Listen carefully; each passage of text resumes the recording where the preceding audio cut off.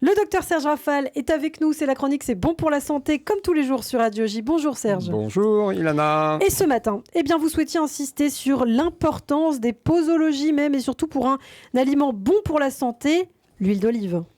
En effet, Ilana, car j'ai reçu récemment en consultation un patient qui consommait au total pour ses assaisonnements de salade et de crudités autour d'1 demi-litre d'huile d'olive par jour, parfaitement convaincu que c'était bon pour lui. Ça fait cher en huile. J'ai bien sûr tenté de le convaincre du contraire, sans être tout à fait persuadé d'y être arrivé.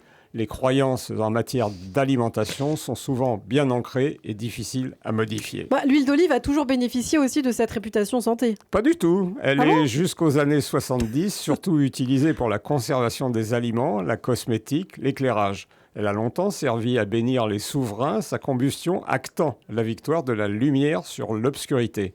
Et ce n'est que grâce à la grande étude des 7 pays, dirigée par l'épidémiologiste américain Ansel Keys, qu'elle se révèle au monde entier, devenant dans l'esprit du public le pilier, voire le symbole de la diète méditerranéenne et du régime crétois, les plus protecteurs pour la santé. À noter que cette étude a été par la suite contestée, en particulier par le choix des pays participants et la non-inclusion de la France qui aurait dû y figurer en raison du French Paradox dont je vous ai parlé la semaine dernière dans la rubrique sur le resveratrol. Revenons à notre huile d'olive. Serge, quelles sont ses principales propriétés ? Elle réduit le risque de maladies cardiovasculaires, artériosclérose, AVC. Elle freine le vieillissement cellulaire et ralentirait peut-être la survenue ou l'évolution de la maladie d'Alzheimer, le spectre des sociétés occidentales.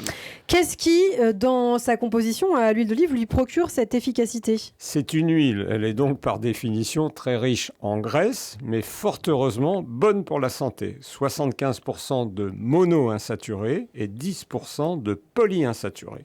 Elle contient également des polyphénols et de la vitamine E, bien qu'en moindre quantité que l'huile de germe de blé, 20 mg contre 150 aux propriétés antioxydantes.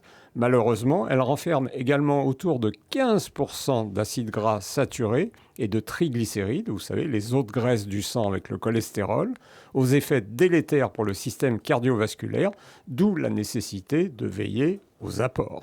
Alors, vous êtes un spécialiste, son rapport oméga 6, oméga 3 n'est pas optimal ? Vous avez parfaitement raison, il devrait idéalement se situer autour de 5, voire moins, et il se situe souvent plutôt autour de 10, ce qui constitue bien sûr un mauvais point en comparaison de l'huile de colza. Il y a une question que je me suis souvent posée, et à mon avis, d'autres auditeurs se posent cette question. Comment choisit-on son huile d'olive ?